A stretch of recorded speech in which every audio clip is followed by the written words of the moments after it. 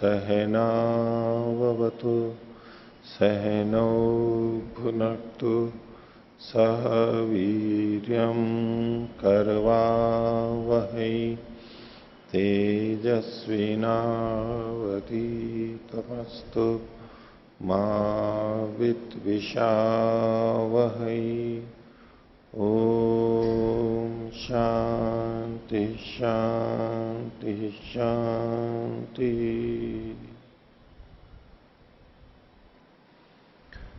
मीमांसा दर्शन की 344वीं कक्षा, मीमांसा दर्शन के 9वें अध्याय का प्रथम पाठ, छठा अधिकरण, पृष्ठ संख्या 2360। पिछले अधिकरण में अपूर्व को प्रयोजक माना था उन धर्मों का, और चर्चा थी कि जो धर्म थे वो किसी द्रव्य से जुड़ते हुए दिख रहे थे, लेकिन कहा कि नहीं, ये अपूर्व से, परमापूर्व से जुड़ेंगे, वही इनका प्रयोजक होगा। वो चर्चा वहां पर चली। जैसा कि हर बार होता है कि मुख्य एक सिद्धांत रखने के बाद में उसमें जहां अपवाद होते हैं उन स्थलों को भी ये उठाते हैं जो उससे पिछले से भिन्न अर्थ को देने वाले होते हैं अपवाद के रूप में, कि यहां पर अपूर्व प्रयुक्तता नहीं होगी, यहां पर तो द्रव्य या कर्म या अन्य प्रयुक्तता होगी, यहां पर नहीं लगेगा वो नियम। इस तरह की कुछ बातें जो आगे हैं वो यहां पर छठे अधिकरण में प्रारंभ कर रहे हैं। अग्निशोमीय प्राग भाववर्ती पदार्थ धर्मस्य उपांशुत्वस्य तत्तत् पदार्थजन्य अवांतर अपूर्व प्रयुक्तत्वाधिकरणम। पहले शीर्षक को समझिए कि अग्निशोमीय प्राग भाववर्ती, अग्निशोमीय उसमें बीच में होता है ज्योतिषोम में, तो अग्निशोमीय आहुति होती है, उससे उसके प्राग भाववर्ती, उसके पहले होने वाले जो पदार्थ हैं, कर्म हैं, द्रव्य हैं, उनके धर्मों का, अग्निशोमीय से पहले होने वाले जो पदार्थ हैं उनके धर्मों का, उसके उदाहरण के रूप में इन्होंने लिखा उपांशुत्व से। उपांशुत्व, उपांशुत्व एक धर्म हो गया कि ये कर्म उपांशु यानी धीमी मंद अति मंद ध्वनि से बोल रहे हैं, उपांशु जप जैसे करते हैं ऐसा उपांशुत्व से। तो ये जो उपांशुत्व धर्म है इसका प्रयोजक कौन होगा? तो बोले तत्तत् पदार्थ जन्य, उन पदार्थों से उत्पन्न होने वाला। पदार्थ कौन से हैं? अग्निशोमीय से पहले होने वाले पदार्थ हैं, कर्म है, तो उन पदार्थों से उत्पन्न होने वाले अवांतर अपूर्व प्रयुक्त, जो अवांतर अपूर्व हैं, भिन्न अपूर्व हैं। एक तो परमापूर्व होगा अंतिम, और एक जो अलग अलग कर्मों के अपने अपने अपूर्व होंगे, ये अवांतर अपूर्व कहलाएंगे। तो अग्निशोमीय के पहले जो पदार्थ थे उनके अपने अपने जो भिन्न भिन्न अपूर्व हैं, वे अपूर्व प्रयुक्तत्वाधिकरण, वे इन उपांशु आदि धर्मों के प्रयोजक होंगे। सीधे परमापूर्व नहीं, सीधा अपूर्व नहीं, अंतिम अपूर्व नहीं, इन कर्मों के जो अपूर्व हैं, अवांतर भिन्न अपूर्व हैं, वो प्रयोजक होंगे इन धर्मों के। ठीक है, तो विषय उठा रहे हैं ज्योतिष्टोम में समामनाए थे। ये वचन ज्योतिष्टोम में मिलता है। सरावा एषा यज्ञस्य, ये यज्ञ की छद्म गति है।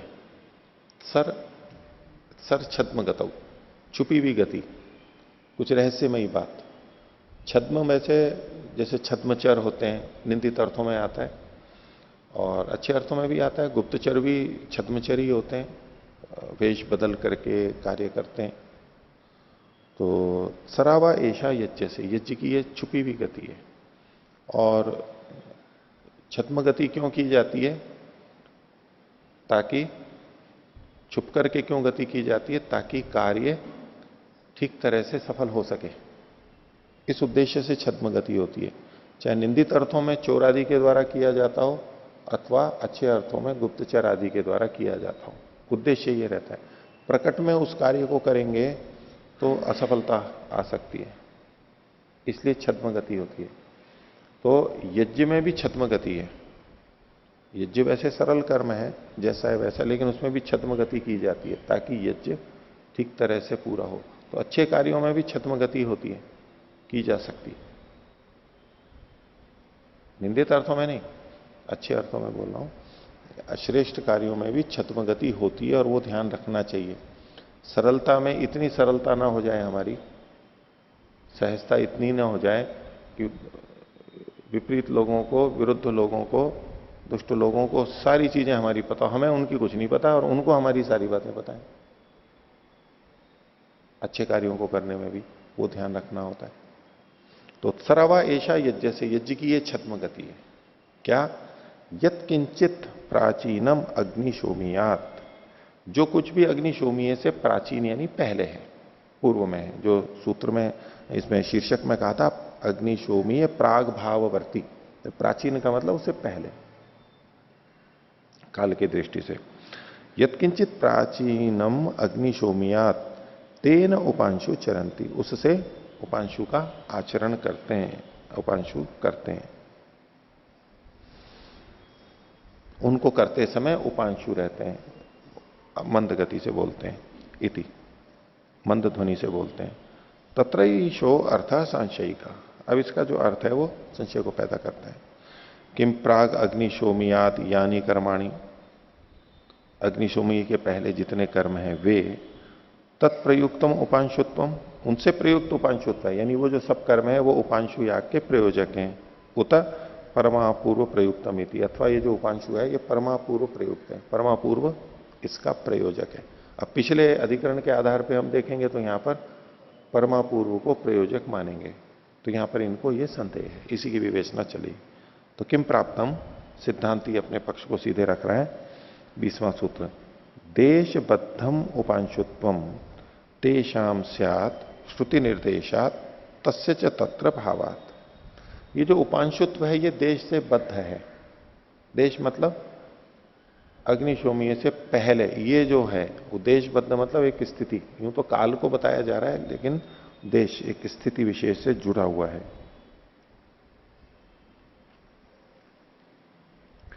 देशबद्धम उपांशुत्वम तेषाम स्यात् श्रुति निर्देशात, ये उन्हीं का माना जाना चाहिए, श्रुति का निर्देश होने से, यानी यही उसके प्रयोजक होने चाहिए, परमापूर्व नहीं होना चाहिए। तस्य च तत्र भावात, उसका, इस धर्म का वहां पर भाव होने से, वहीं पर विद्यमान होने से वो ही इसके प्रयोजक होने चाहिए। खोल रहे हैं भाष्य में, प्राग अग्निशोमियात, अग्निशोमी से पहले, यानी अंगापूर्वाणी आराध उपकारकाणी, जितने भी अंगापूर्व हैं जो कि दूर से उपकारक होते हैं, सीधे सीधे नहीं। एक तो होता है कि सीधे परमापूर्व के उपकारक होते हैं, एक होता है कि उन कर्मों के जो अंगापूर्व हैं उनका उपकार करते हुए परंपरा से वो परमापूर्व के उपकारक होते हैं। परमापूर्व के उपकारक तो होंगे ही, अंत में अंगापूर्व भी परमापूर्व के ही उपकारक होंगे। तो यानी अंगापूर्वाणी आराध उपकारकाणी, जो अंगापूर्व हैं वो दूर से उपकार करने वाले होते हैं। ऐसे वो जो कर्म है, यच्च प्रधान द्रव्य संस्कारकम, और जो का मतलब है जो कर्म प्रधान द्रव्य का संस्कारक होता है। प्रधान द्रव्य मतलब तो सोमलता, उसका जो उपकार करने वाला होता है, ऐसे जो कर्म होते हैं। यच्च मतलब जो कर्म, या तो कर्म के साथ साथ अपूर्व भी ले लेते हैं, ये जैसे यज्ञ शब्द का प्रयोग करते हुए वहां पर अपूर्व अर्थ ले लेते हैं, तो कर्म अपूर्व दोनों तरह से लिया जा सकता है। यच्च जो कर्म प्रधान द्रव्य का संस्कारक होता है, तत्प्रयुक्तो अयम धर्म, उससे प्रयुक्त ये धर्म होना चाहिए। उपांशुत्वादि जो धर्म है, तो अग्निशोमीय से जो पहले है उनके अंगापूर्व के आराध उपकारक हैं। और यच्च प्रधान द्रव्य संस्कारकम तत्प्रयुक्तो अयम धर्म, पूर्ण विराम की जगह अल्प विराम लगा लीजिए।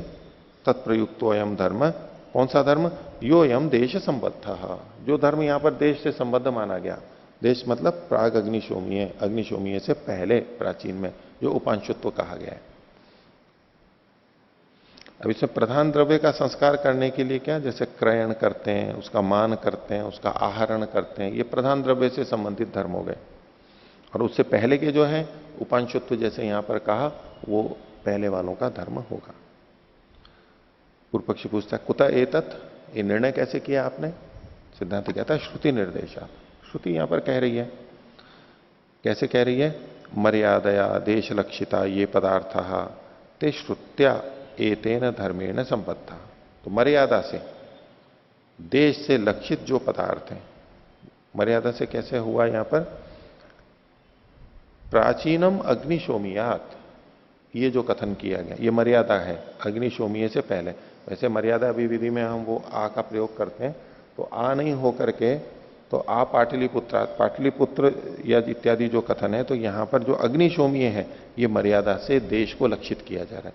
तो मर्यादया देश लक्षिता ये पदार्थ जो भी कर्म है, ते श्रुत्या वे कर्म श्रुति से एतेन धर्मेण संबद्धा, ये श्रुति ही साक्षात कह रही है ये इस धर्म से यानी उपांशुत्व से जुड़े हुए हैं। यह एतस्मिन देशे पदार्था स्थैर उपांशु चरंती थी, जो इस देश में कर्म है उनके साथ उपांशु रहते हुए कर्म को करता है। तो देश और देश में स्थित जो कर्म है वो यहां पर जो पदार्थ है वो गृहित किए गए हैं सिद्धांति के द्वारा। अब इसमें पूर्व पक्षी आपत्ति कर रहा है, ननु वाक्य न एष धर्मो विनियुक्तो न श्रुत्या। बोले आपने कहा कि ये श्रुति से ये धर्म इनसे जुड़ा हुआ है। अब वाक्य वही है, पीछे वाला फिर से देख लीजिए। सरावा एषा यज्ञस्य तस्मात् यत्किंचित प्राचीनम अग्निशोमियात तेन उपांशु चरंती। अब ये उपांशु धर्म जो अग्निशोमीय से पहले वाले हैं उनके साथ में सीधे जुड़ा हुआ है, ये कैसे पता लगा? श्रुति तो नहीं कह रही है उसको। सिद्धांति ने कहा था कि श्रुति कह रही है, और पूर्व पक्षी क्या कह रहा है कि ये तो वाक्य से वहां विनियुक्त है, न कि श्रुति से। क्योंकि सीधे सीधे तो ऐसा नहीं कहा गया ना कि ये धर्म उन कर्मों से जुड़ा हुआ है। यह क्या कहा गया? तस्मात् यत्किंचित प्राचीनम अग्निशोमियात तेन उपांशुम चरंती, उसके साथ उपांशु को करते हैं। तो ये वाक्य से पता लग रहा है, सीधे सीधे श्रुति से कोई शब्द ऐसा हो या तद्धित का प्रयोग किया गया हो, चतुर्थी का प्रयोग किया गया हो, ऐसा तो है नहीं। ये वाक्य से पता लग रहा है, पूर्व पक्षी कह रहे हैं। ननु वाक्य न ऐसा धर्मो विनियुक्तो न श्रुत्या। तो सिद्धांत कह रहे हैं न ब्रूमो न वाक्य न इति। बोले हम ये नहीं कह रहे कि यह वाक्य से ये संबंध नहीं जुड़ रहा है, ठीक है जुड़ रहा है वाक्य से। तो सिद्धांत कह रहे किम तरी, फिर आप कह क्या रहे थे? आपने पीछे तो ये कहा था ना श्रुत्या, सूत्र में भी कहा था श्रुति निर्देशात। तो श्रुत्या एतेन धर्मेण संबद्धा, ये पदार्थ श्रुति से, ये तो आपने कहा था। तो फिर आपका मतलब क्या है अगर वाक्य का आप निषेध नहीं कर रहे हो? तो किम तरही, तो सिद्धांत कहता है श्रुतेन अस्य एक वाक्यता। श्रुते सुने हुए के साथ, श्रुतेन श्रुतेन वाक्येन, श्रुत वाक्य के साथ इसकी एक वाक्यता है, यानी साक्षात एक वाक्यता है। यहां पर श्रुति का मतलब सीधे सीधे कहना नहीं है, जो श्रुत वाक्य है उसके साथ इसकी एक वाक्यता है, सीधे सीधे एक वाक्यता है, कल्पित नहीं की गई है। न प्रकृतेन लक्षितेन कल्पितेन वा इति, ये जो एक वाक्यता है न तो प्रकृति से यानी प्रकरण से है, न लक्षितेन न लक्षणा करने से है, और न कल्पित से कि कोई वाक्य कल्पित करके उसकी एक वाक्यता बनाई जा रही हो, ऐसा नहीं है। सीधे साक्षात वाक्यों से है, इसको मैंने श्रुति शब्द से कहा है कि तो श्रुति ही कह रही है तो वाक्य ही, लेकिन साक्षात एक वाक्यता पता लग रही है। इस पर पूर्व पक्षी कह रहा है उच्यते गृहणी में एतत् अंगापूर्वाणाम अयम धर्म इति। बोले गृहणी में हम इस बात को स्वीकार करते हैं, हम इसको स्वीकार करते हैं कि ये अंगापूर्व का यह यानी अयम मतलब ये उपांशु धर्म है, ये अंगापूर्वों का उपांशु धर्म, अंग अपूर्वों का उपांशु धर्म है। न तो प्रधान द्रव्य से संस्कारकम यद अपूर्वम तस्यापि थी, लेकिन ये जो प्रधान द्रव्य है यानी सोम, उसका संस्कारक जो अपूर्व है, अपूर्व मतलब यहां पर कर्म, जो कर्म है तस्यापि उसका भी ये कारक है, इसको हम नहीं स्वीकार करते। ये जो धर्म है प्रधान द्रव्य का संस्कारक जो अपूर्व है, अपूर्व का मतलब यहां पर कर्म, कर्म से अपूर्व पैदा होता है, अभेद मान करके यहां पर अपूर्व शब्द लिखा हुआ है। कहीं पर कर्म शब्द होता है तो हम अपूर्व अर्थ लेते हैं, और कहीं अपूर्व होता है तो कर्म अर्थ लेते हैं। तो यहां पर ये जो अपूर्व है ये कर्म। तो कहने का मतलब क्या हुआ कि पूर्व पक्षी कह रहा है कि जो इससे पहले अग्निशोमी से पहले कर्म है उनमें तो उपांशुत्व रहेगा, लेकिन जो प्रधान कर्म यानी सोम के संस्कारक जो कर्म है वहां उपांशुत्व रहे, ये उसे स्वीकार नहीं है। आधा पक्ष स्वीकार किया, आधा नहीं किया इसने। इसलिए कहा न तो प्रधान द्रव्य से संस्कारकम यद अपूर्वम तस्यापि इति। कथमम तत्, तो बोले वो कौन सा है? तो क्या यत प्रधान द्रव्य संस्कारकम पूर्वस्मिन देशे अस्ति सी, यानी प्रधान द्रव्य का संस्कारक कौन सा कर्म कह रहे हो आप जिससे ये अंगा, जिसमें ये उपांशुत्व नहीं होगा? क्योंकि प्रधान द्रव्य के संस्कारक जो कर्म हैं वो भी तो बहुत सारे हैं, तो आप कौन से वाले का कह रहे हो जिसमें उपांशुत्व नहीं होगा?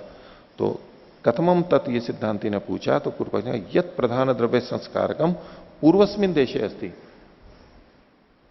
ये जो पूर्व कर्म थे अग्निशोमीय से पहले वाले जो कर्म थे वहां पर जो प्रधान कर्म के संस्कारक कर्म है उनमें उपांशुत्व नहीं होगा।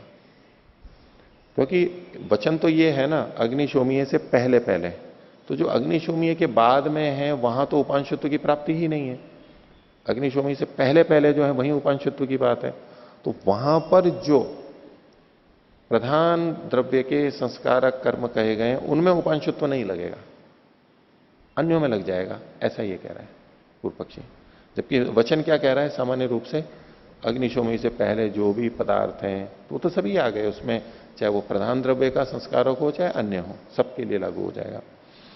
तो यद प्रधान द्रव्य संस्कारकम पूर्वस्मिन देशे अस्ति इति, वहां पर यह लागू नहीं होगा। इस पर सिद्धांत कह रहा है उच्यते तस्य च तत्र भावात, ये तस्य च तत्र भावात सूत्र का अंश है, इसी को आगे खोल रहे हैं, बराबर लगा सकते हैं। तस्य सूत्र में जो तस्य है उसको फिर से इन्होंने तस्य लिखा और तस्य को फिर खोल रहे हैं। एवं जातीय कस्य पूर्वस्मिन देशे भावात, इस प्रकार के ये जो प्रधान द्रव्य के संस्कारक कर्म है इस प्रकार के, जो पूर्व पक्षी ने कहा था तस्य एवं जातीय कस्य पूर्वस्मिन देशे भावात, अग्निशोमीय से पहले वाले देश में होने से, उसी को आगे कह रहे हैं अस्ति ही सोम प्रवहणीयम नाम सूक्तम।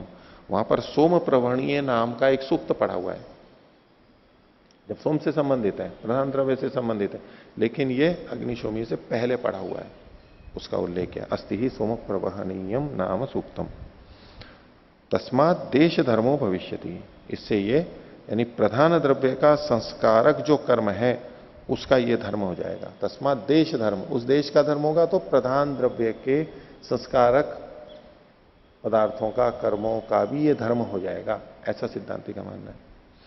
ये सोम प्रवहणीय सूक्त है, इसको इन्होंने नीचे इन्होंने टिप्पणी में लिखा है। तो मीमांसा उद्धरण कोश है कि पुणे वाला मीमांसा उद्धरण कोश है। मीमांसा में जितने भी उद्धरण आते हैं, वचन आते हैं, उनका संदर्भ उन्होंने लिखे हुए हैं वहां पर। एक तो ये लिखा है कि ये मीमांसा में कहां कहां पर आया, मीमांसा उद्धरण कोश, इसका मैंने आपको बताया भी था पहले, पूना से छपा हुआ है। हालांकि युधिष्ठिर जी ने उस पर काफी टिप्पणी की है कि उसमें जो संख्याएं लिखी हैं वो मान्य नहीं, प्रमाणित नहीं, मूल में देख लेना चाहिए, यानी अशुद्धियां बहुत ज्यादा हैं उसमें, संपादन अच्छा नहीं हो पाया, लेकिन फिर भी एक प्रयास है। तो एक तो उन वचनों को देख के हम वहां पता लग जाता है कि ये कहां कहां पर आया है। पूरे मीमांसा दर्शन में शावर भाष्य में 2, 3, 4 कहीं अलग अलग जगह या थोड़ा सा पाठ भेद से उपलब्ध होता है, उनको उन्होंने संकलित कर रखा है, तो हमारे को वो चीज मिल जाती है कि भाई कहां कहां पर है, ढूंढना चाहे तो आसानी होती है। दूसरा उनके उद्धरण की भी कहां पर है, तैत्तिरीय संहिता का है, कहां है, वो उल्लेख भी दिए हुए, तो प्राय मिल भी जाते हैं, नहीं भी मिलते तो थोड़ा ढूंढ सकते हैं। और तो वो मीमांसा उद्धरण कोश है, उसके ऊपर इन्होंने नीचे ये टिप्पणी दी है। इन्होंने वहां जो उल्लेख किया है वो थोड़ा ठीक नहीं है कि कहां कुछ लिखा है कहीं कुछ लिखा है, पर जो भी है अस्ति ही सोम प्रवहणीयम नाम सूक्तम, वो वहां सूक्त पढ़ा गया है। तस्मात देश धर्मो भविष्यति, वो पढ़ा हुआ है और उसका धर्म ये उपांशु होगा, देश धर्म हो जाएगा। आगे कहते हैं यथा, जैसे कि ये वचन दे रहे हैं, प्रणीता प्रणेश्यन वाचम यच्छति। प्रणीता जो होता है, प्रणीता पात्र होता है, उसके प्रणयन में एक क्रिया होती है, उसको लेकर के जाते हैं, उसमें वाचम यच्छति, वाणी को दे देता है, छोड़ देता है, यानी बोलता नहीं है। वाचम यमस आस्ते इत्यादि जो वचन है, यमन वाणी को यच्छ अर्थ में वाचम यच्छति, वैसे तो हम वचन दे दिया, वाणी दे दिया का एक अलग अर्थ लेते हैं। वचन देना जो होता है ना, प्रतिज्ञा कर लेता है, प्राण जाए पर वचन न जाए वाला, मैंने कह दिया तो कह दिया, मेरी बात पक्की है, हम उसको वाणी को देना कहते हैं। लेकिन यहां वाचम यच्छति का मतलब है वाणी को दे दिया, तो उसके पास में है नहीं, है नहीं तो बोलेगा कैसे? तो वाणी को देने का मतलब मौन। यम धातु से, हाँ नियमन अर्थ में भी ले, उसमें कहते यच्छति, वाणी का नियमन कर लेता है, संयमन कर लेता है, ठीक है। तो तथा प्रणीता प्रणेशन वाचम यच्छति, शुरुआत कर दी उसने, दे दिया। और कब तक? तामस हविष्कृता विस्तजति, और जब वो हविष्कृत होता है, हविष्कृत ही, हविष्कृत के आह्वान को, वहां तक इसको, फिर इसको छोड़ देता है। पहले नियंत्रित करता है, फिर छोड़ देता है, यानी अब बोल सकता है। इसको वाणी पे कोई लगाम नहीं है, बेलगाम है वाणी इसकी, छोड़ रखा है बस ऐसी, वाणी को छोड़ रखा है और कुछ भी बोलता रहता है। जैसे पशुओं को छोड़ देते हैं, वो किसी के भी खेत में घुस जाते हैं और वहां पर चारा खा लेते हैं। परापवाद सस्येषु चरंतीम गाम निवारयेत, यदि इस संसार को कोई अपने वश में करना चाहता है, तो दूसरों के निंदा में जो अपनी वाणी विचरण करती रहती है, उसको रोक लेता है। अभी 3-4 दिन पहले मैं बाजार में जा रहा था, तो एक टेम्पो जा रहा था, उसके पीछे एक सूक्ति लिखी हुई थी। तो उसमें था कि वाणी से मधुर बोलो, अच्छा वाणी से अच्छा बोलो। फिर दूसरी पंक्ति थी, इज्जत मुफ्त में मिलेगी। मैंने तो पहली बार देखा, लिखते होंगे लोग कहीं, वाणी से मधुर बोलो, इज्जत मुफ्त में मिलेगी। इज्जत मिल जाती है ना, हम अच्छा बोलते हैं तो क्योंकि बहुत अच्छा बोलता है, इज्जत करने लग जाते हैं लोग, सम्मान करते हैं, मानने लगते हैं। और वाणी से उल्टा सीधा कर दो तो अपमान हो जाता है बहुत, देखो क्या बोल दिया, कैसे बोल दिया, लोग दूर हो जाते हैं। तो इज्जत तो मुफ्त, मीठा बोलो तो मीठा तो बोल ही रहे हैं, वो तो अच्छा लग ही रहा है, और इज्जत भी मुफ्त में मिल जाएगी। हमारे में गुण नहीं है तो भी अगर हम मीठा बोलते हैं तो लोग हमारी प्रशंसा करने लग जाएंगे, और भी सब चीजें अच्छी हो जाएंगी।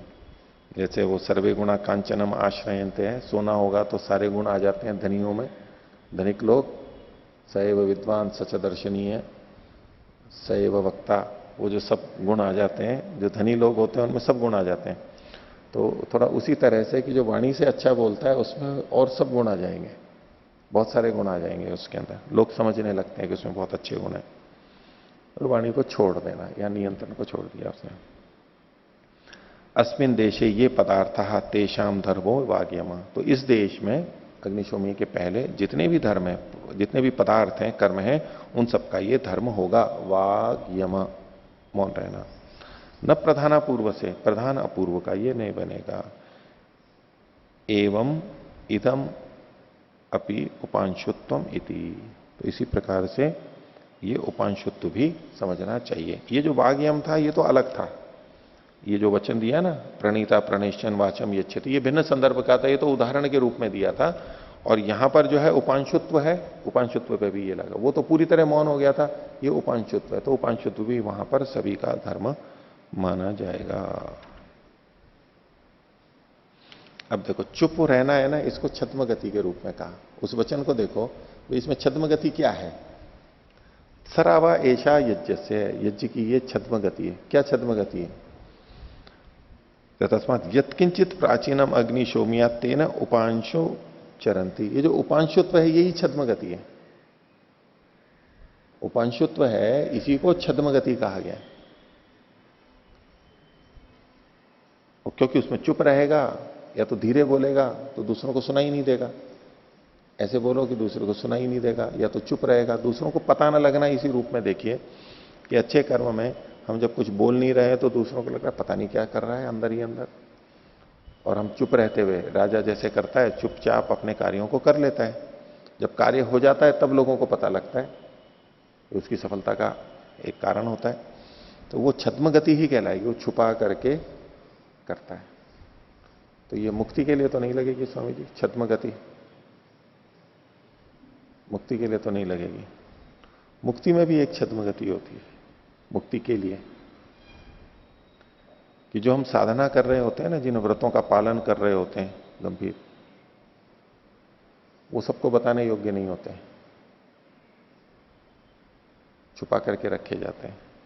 बाहर से तो सामान्य ही दिखने चाहिए कि मैं हाँ बस सामान्य चल रहा है, ठीक है, तो विशेष व्रत हैं, विशेष अंदर के संकल्प ले रखे हैं, विशेष चिंतन चल रहा है, वो सारा का सारा बताने योग्य नहीं होता है ना। कई जने तो बड़े डरते भी हैं, बोले जब भी मैं दूसरे को बता देता हूं मेरा वो व्रत टूट जाता है, ढीला पड़ जाता है। क्योंकि बताते समय छुपाया इसलिए भी जाता है कि बताते समय अभिमान आने की संभावना रहती है। जब हम बताते हैं, भले ही पूछने पे बताया तो भी हम बताने लग जाते हैं तो उसमें गर्व आ जाता है। अगर पूरे कुशल नहीं है तो, जीवन मुक्त है तो ठीक है, नहीं तो अपने आप नहीं बता रहा है लेकिन पूछने पे बता रहा है, उसमें भी कुछ ना कुछ लोकेशना गर्व आ जाता है। तो उससे बचने के लिए वो छुपा करके ही रखते हैं क्या है, नहीं तो फिर एक जना सुनेगा फिर 10 जगह बात करता है वो, उन्होंने ऐसा कहा, उन्होंने ऐसा कहा, ये ऐसे हैं, ये करते हैं, भले ही वो अच्छे अर्थों में कह रहा हो लेकिन वो हानि के रूप में भी आ जाता है। इसलिए बहुत जगह पे छुपा करके रखा जाता है अपने गुणों को, और अपने गुणों को स्वयं हम प्रकट कर देते हैं। आध्यात्मिक दृष्टि से ही बोल रहा हूं, आध्यात्मिक गुणों को ही, जो साधना तपस्या चल रही है उसको बोलने से उल्टा प्रभाव भी आ जाता है। भले ही किसी भी तरीके से बोला हो, अच्छे अर्थों में भी बोला हो, लेकिन दूसरे कई बार उसका गलत अर्थ भी ले लेते हैं। ये तो अपने बारे में कह रहे हैं, मैं ऐसा करता हूं, मैं ऐसा करता हूं, और सामने वाला अगर वो सब नहीं कर रहा है तो वो भी दबाव में आ जाता है। ये कह रहा है कि मैं ऐसा करता हूं, वो दबाव में आ जाता है, वो विपरीत भाव में चला जाता है। कई बार उसको वो प्रतिस्पर्धी सा मानने लगता है, या विरोधी मानने लगता है, या अपनी से तुलना करने लगता है। ये सब होता रहता है। तो क्यों किसी को अनावश्यक अपना शत्रु बनाया? कम से कम शत्रु रहे, विरोधी रहे, ये भी एक नीति होती है जीवन को ठीक तरह चलाने के लिए। न तो अधिक मित्र हो, न अधिक शत्रु हो, दोनों ही बातें हैं। जैसे राजा के लिए है, न तो उसको अधिक मित्र करने चाहिए, न अधिक शत्रु करने चाहिए। अधिक मित्र भी बाधक हो जाते हैं। ऐसा ही आध्यात्मिक व्यक्ति के लिए है। ये तो परमहंस, परम राजा, महाराज है, तो सन्यासी तो महाराज होता है, तो राजा नहीं महाराज होता है। तो वो नियम यहां भी बहुत सारे जो कि तो लगते हैं, वो छद्म गति रखनी पड़ती है। क्या हमारा मनोभाव है, क्या है, उसको अपने उसको बनाए रखने के लिए। तो यज्ञ में तो सरावा ऐसा यज्ञ से है, यज्ञ की ये छद्म गति क्या है? ये उपांशुत्व ही छद्म गति है। हाँ, यदि कश्चित पृच्छति तो किम वक्तव्यम? हाँ, पूछे तो यथा योग्य अगर बताना है तो बता भी सकते हैं, बता भी सकते हैं, और सब कुछ बताया जाए ये भी आवश्यक नहीं होता है। कई बार क्या होता है, पूछा तो उसने इतना सा, और उसका काम भी इतने से में चल जाएगा, और हमने ये कर रखा है कि आगे होके तो बताना नहीं है हमारे को, क्योंकि फिर वो तो यश लोकेशना में जाएगा। तो दूसरे ने पूछा, बस उंगली पकड़ी, उसने उंगली दी और पहुंचा, पकड़ पूरा कंधा पकड़ लेगा वो तो, और फिर अपनी बताता जाएगा सारी, ऐसा है, ऐसा है, ऐसा है।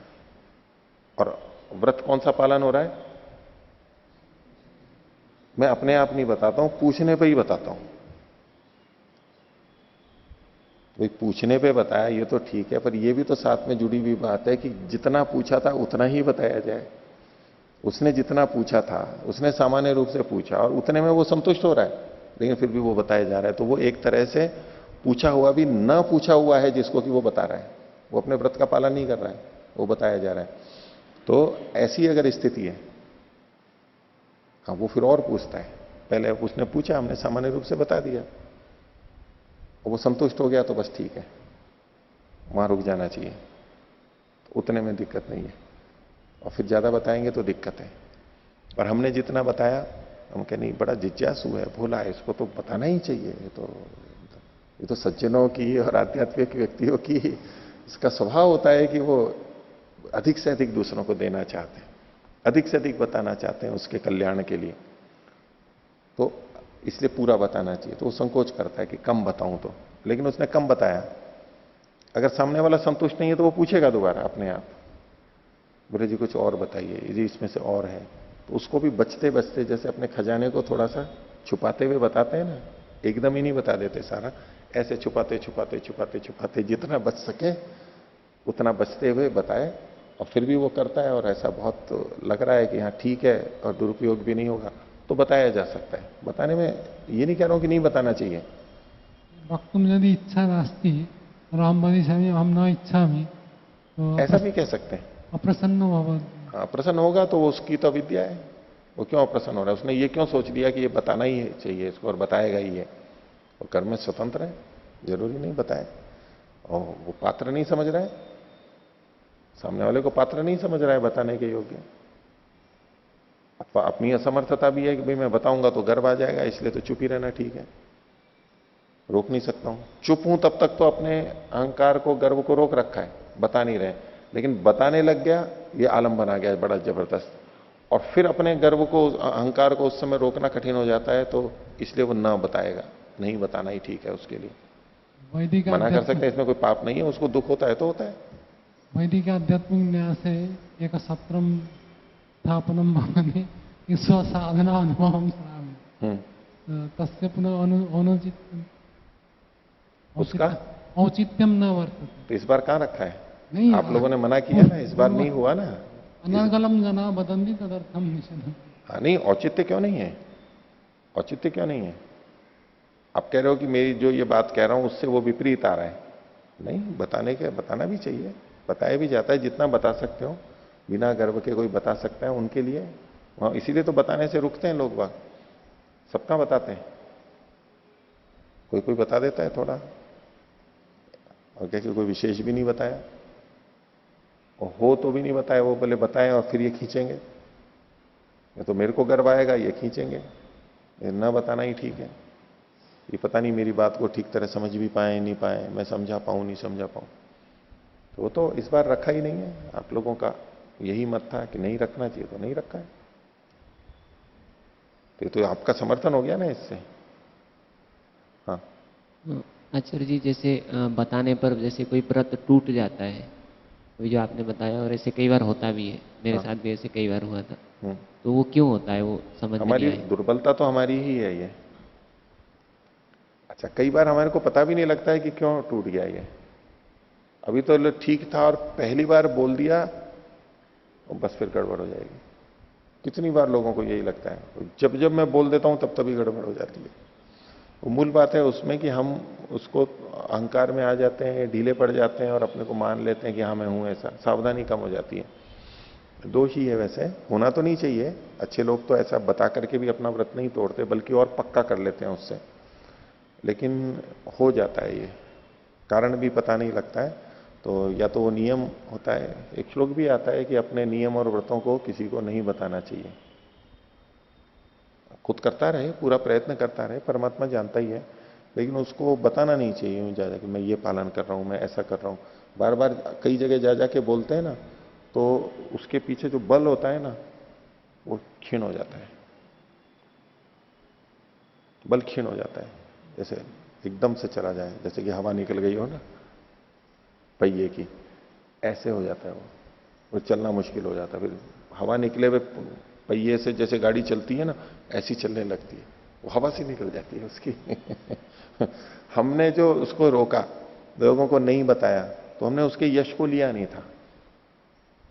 और जैसे ही हमने बताया, हमने यश ले लिया, तो हमारा जो पुण्य था, जो चला रहा था उसको, वो क्षीण हो गया, वो हवा निकल गई हमारी। हमने लोकेशना का सुख ले लिया, भोग लिया हमने उसको, हमने जितना किया था और उसी में क्षीण कर लिया। एक है कि व्रत का पालन कर रहे हैं और उसको बताया नहीं है, उसको जमा के रख रहे हैं, उससे जो जो भी हुआ, और वो उसी को बल देता जाएगा, आगे आगे पुष्ट करता जाएगा और हमारे व्रत को पालन करने में सहायता करेगा। तो लोग बताने से हमारा पुण्य क्षीण हो जाता है अपने, क्योंकि हम लोकेशना भी एक सुख का भोग है, और जैसे ही हम किसी भी सुख का भोग करेंगे, हमारा कर्माशय क्षीण होगा ही। निरुक्तम व एषः कनीयो भवति, एनः निरुक्तम व एनः कनीयो भवति, शतपथ ब्राह्मण कि जो कहा हुआ पाप होता है वो क्षीण हो जाता है। तो ऐसे ही कहा हुआ जो पुण्य है, शुभ कर्म है, वो भी क्षीण हो जाता है। ठीक है, पता लग जाता है, सामान्य रूप से कह दिया, लेकिन जो खासतौर से जो हम बता बता करके जहां प्रसंग आया बोलेंगे, जहां प्रसंग आया मौका मिलना चाहिए बोल देंगे कि उन्होंने कहा था, उन्होंने चर्चा चला दी थी इसलिए मैंने बोल दिया। ये घातक है, यानी अपने लिए घातक हो जाता है। कहता तो यह कि मैं बोल नहीं रहा हूं, लेकिन अवसर यही ढूंढता रहता है कहां कोई बोले और बस मैं शुरुआत हो जाऊं। एक चाहिए बस बोलने का निमित्त चाहिए। हाँ। वो जो जानता है उसके बारे में बताने पर जो दूसरों को लाभ हो रहा है उससे पुण्य भी तो साथ साथ में बनता जा रहा है। होता है, लेकिन कई बार पुण्यों को भी रोका जाता है ना। पुण्य होगा कर्माशय से संबंधित और हानि होगी संस्कार से संबंधित, भावना के स्तर पर, संस्कार के स्तर पर। तो कर्माशय की दृष्टि से तो बन जाएगा थोड़ा, लेकिन अपने स्तर पर यश हमने भोग लिया तो पुण्य कर्माशय भी क्षीण होगा और संस्कार तो विपरीत पड़ ही जाएंगे, अहंकार के या गर्व के, घमंड के। दूसरा भी बड़ा आश्चर्य, अच्छा आप ये पालन करते हो, वो भी कहता है, ये कहना ही अपने आप में बड़ा हो जाता है, सुनते हैं और ये भी कह रहा है कि ये तो कुछ विशेष कर रहा हूं मैं, विशेष हूं और लोग तो करते नहीं है, ये भी नहीं कर पा रहा है, वो भी कहता है अच्छा आप नहीं कर रहे हो ये, वो भी पूछता है। फिर ये भी एक लोकेशना से वाली भाषा है। हमने कहा कि मैं ऐसा करता हूं, सामने वाले ने कहा कि ये मैं तो ऐसा नहीं करता हूं। अब इसके बाद अगर ये कोई बोल गया ना ये अच्छा आप ये नहीं करते हो, भाई पता तो लग ही गया, उसने बोल दिया, चुपचाप भी तो रह सकते थे। अब वो हो जाता है। अब कई बार तो किसी को सिखाना हो करना हो तो, लेकिन इसके पीछे लोकेशना आ जाती है और उसमें वो प्रसन्न होता है।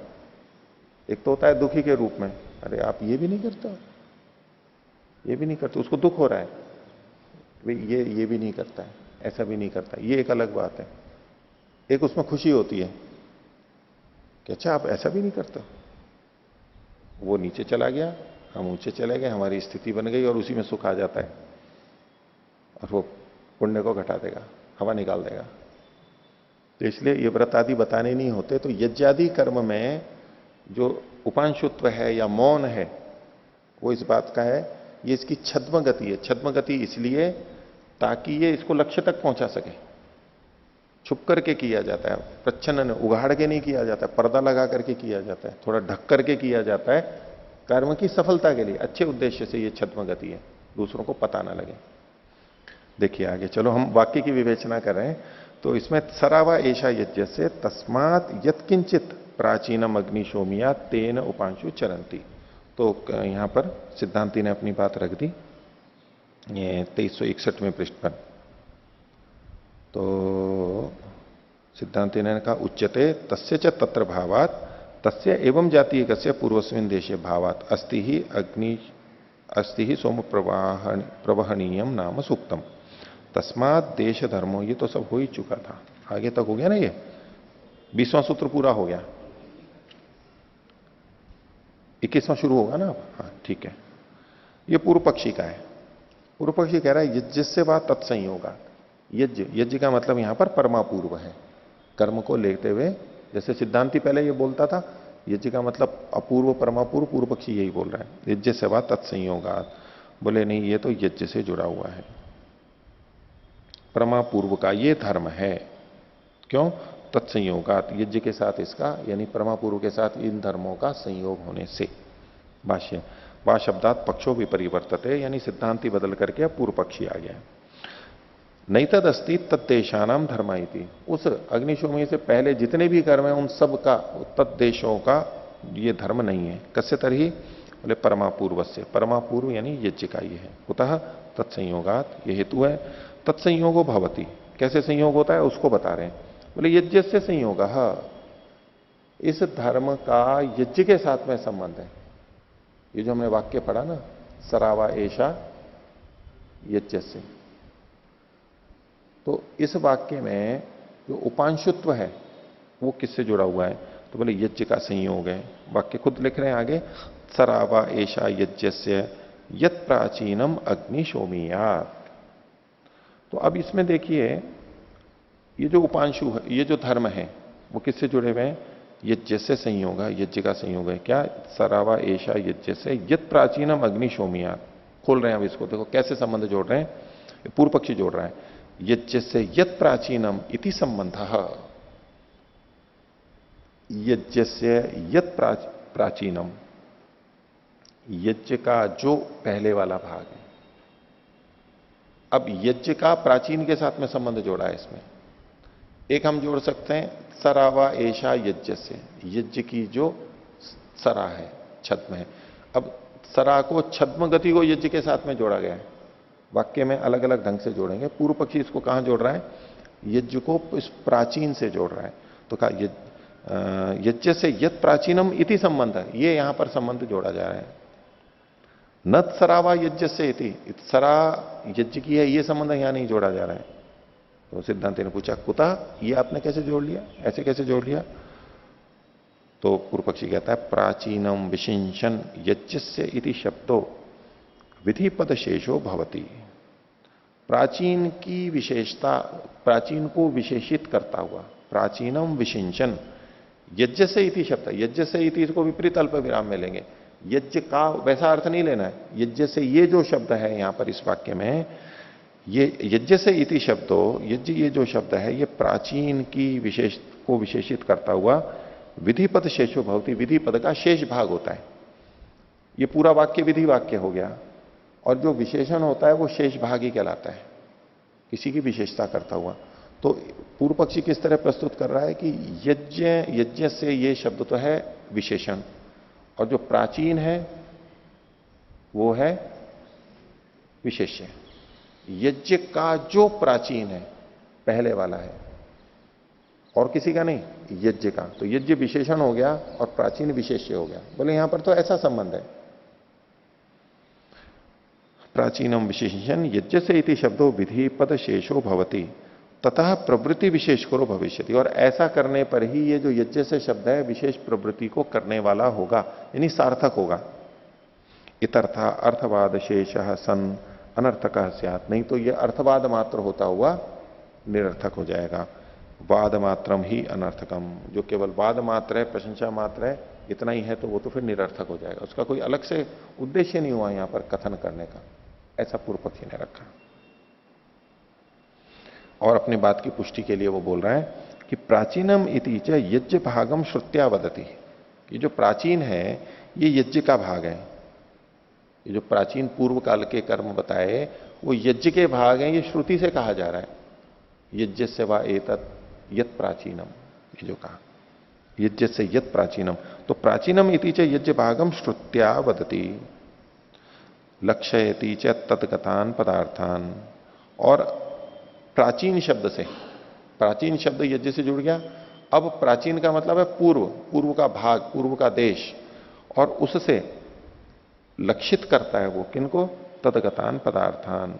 यज्ञ का जो ये भाग है, पूर्व वाला भाग, वहां होने वाले कर्मों को लक्षित कर रहा है, केवल उससे पहले के काल को या देश को ही नहीं बता रहा है। प्राचीन का मतलब प्राचीन पदार्थ, जो पहले वाले काल में, पहले वाले देश में होने वाले जो पदार्थ हैं, तो ये लक्षणा से आएगा, जिनका लक्ष्य इति च तदगतान पदार्थान। तो दो बातें हुई कि प्राचीन जो है वो यज्ञ भाग, प्राचीन जो यज्ञ भाग से जुड़ता है वो तो है श्रुति से, और वहां होने वाले पदार्थों से जुड़ता है ये लक्षणा से है, जैसा कि सिद्धांति ले रहा था। तो इसलिए कहा श्रुति लक्षणा विषय च श्रुतिर न्याय्या स्यात्। श्रुति लक्षणा में श्रुति ही का ही अर्थ ग्रहण करना उचित है।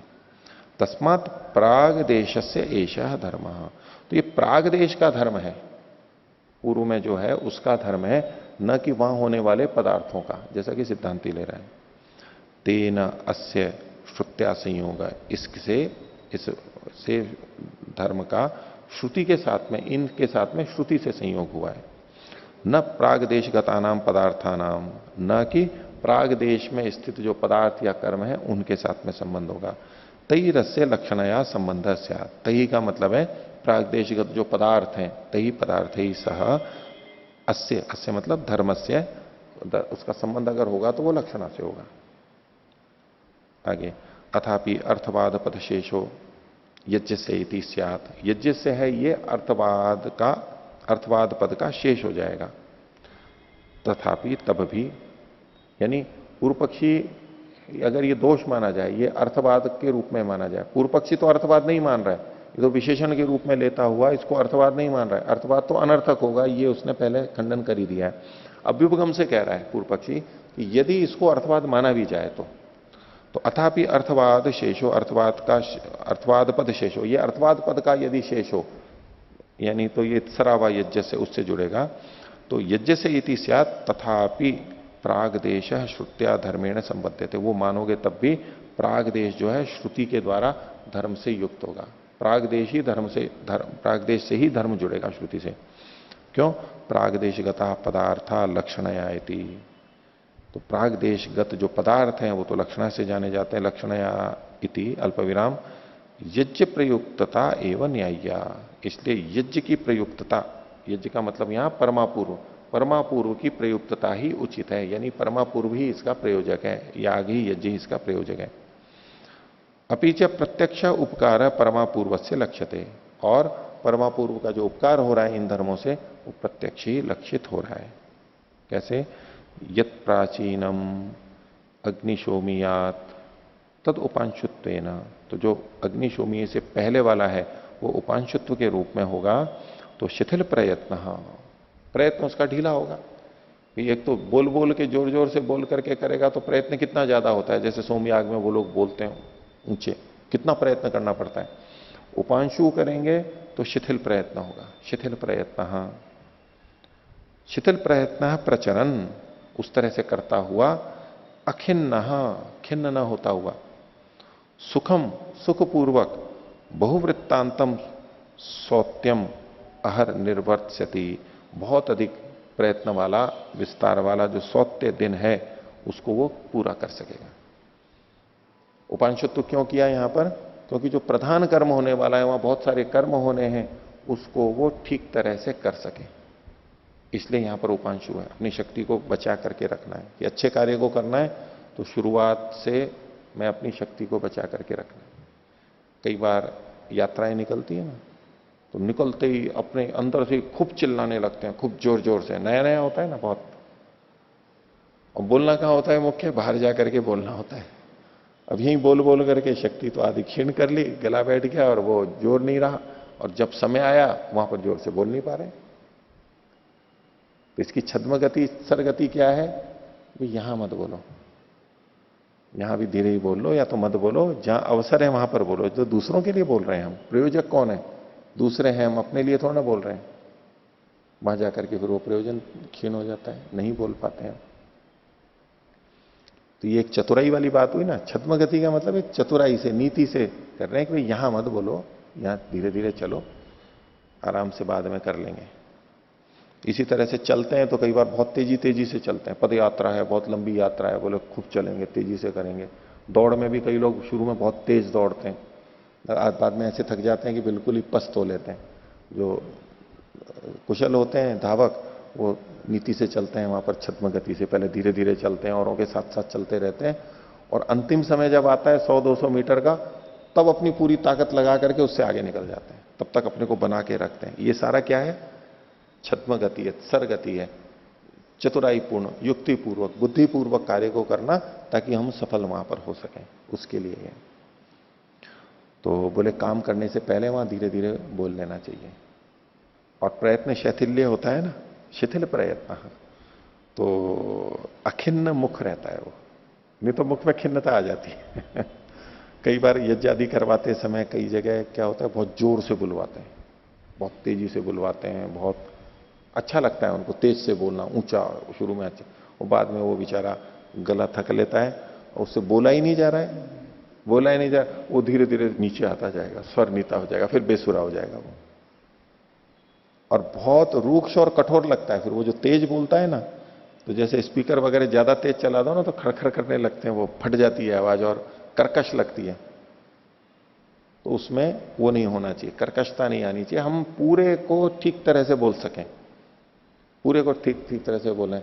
एक उदाहरण बहुत अच्छा था, अभी वहां मैं अहमदाबाद गया था, तो हमारे एक व्यक्ता थे, वो बहुत जोर से बोलते थे कविताओं को और उसको। तो प्रधान जी जो सार्वदेशिक के प्रधान हैं अग्रवाल जी, उनका जन्मदिन था, उसमें हम लोग गए थे बहुत सारे। तो एक उनके मित्र थे, अभिन्न मित्र, बाद में बुलाया उनको, और वो कविताएं भी बोलते हैं, आप में से बहुत लोग जानते हैं। खूब कविता बहुत अच्छी, लोग तालियां बज रही हैं और लोग बहुत धीरे धीरे उनका गला, वो कविता पूरी नहीं हुई, शुरुआत ऐसी की अब गला इतना ही था कि पूरा बोल सके, फिर वो कोई पानी लाए, फिर कोई, बाद में उनकी गले ने पूरा ही जवाब दे दिया इतना हो गया, बोला ही नहीं जाए उनसे, माइक भी था, बोला ही नहीं जाए उनसे। फिर थोड़े रुके, फिर थोड़ा बोलने का प्रयास किया, तो कितना सा फिर ऊपर जाएगा, बिल्कुल ही बैटरी चली गई तो थोड़ी सी फिर, और फिर वो ढंग से ही नहीं हुआ, और फिर उस पे लोगों की तालियां बज गई, लोगों को उसमें हो गया। शुरू में इतना ऊंचा बढ़ा दिया, इतना ऊंचा बढ़ा दिया, और प्रसन्न भी थे और लोगों की तालियां बज गई तो वो भी जोश में रहे, बनाए रखा, लेकिन वो चल नहीं पाए वहां पर। तो अपनी शक्ति सामर्थ्य को देखते हुए कि हमें मुख्य कार्य, मुख्य जब ये आगे करना है, वहां पर बहुत कुछ कार्य करना है, तो अपनी शक्ति को बचा करके रखते हैं, वहीं क्षीण नहीं कर देते हैं। ये छद्मगति है, ये बुद्धिपूर्वक कार्य है। तो देखिए,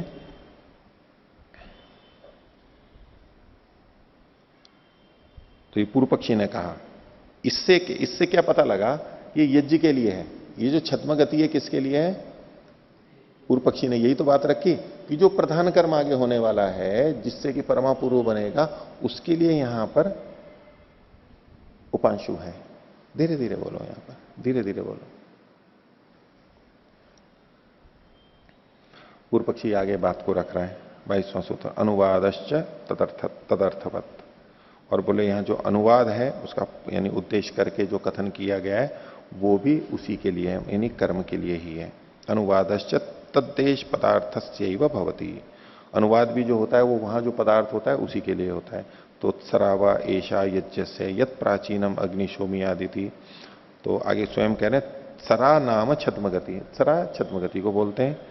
कैसे? तो बोले यथा शकुनी ग्राहकस्य शकुनिम जिघृक्षतः छद्मना गतिर्भवती, तो शकुनी को जो पकड़ने वाला, पक्षी को जो पकड़ने वाला होता है, बहेलिया, शकुनिम जिघृक्षता, शकुनी को ग्रहण करने की इच्छा करता हुआ कि मैं इसको पकड़ूं, उस समय में, हमेशा नहीं, जो पकड़ना है उस समय, शकुनिम जिघृक्षत छद्मना गतिर्भवती, छद्म रूप से उसकी गति होती है। कैसे छद्म गति होती है उसको आगे खोल रहे हैं, शनैः पदन्यासो, पैर को धीरे धीरे रखता है, दृष्टि प्रणिधानम, दृष्टि को भी बड़ा एकाग्र रखता है, चूक ना जाए, एकदम कितनी आंखें खुल जाती हैं उसकी, चौड़ी हो जाती हैं, और ऐसे चलता है बिल्कुल, दृष्टि का प्रणिधान।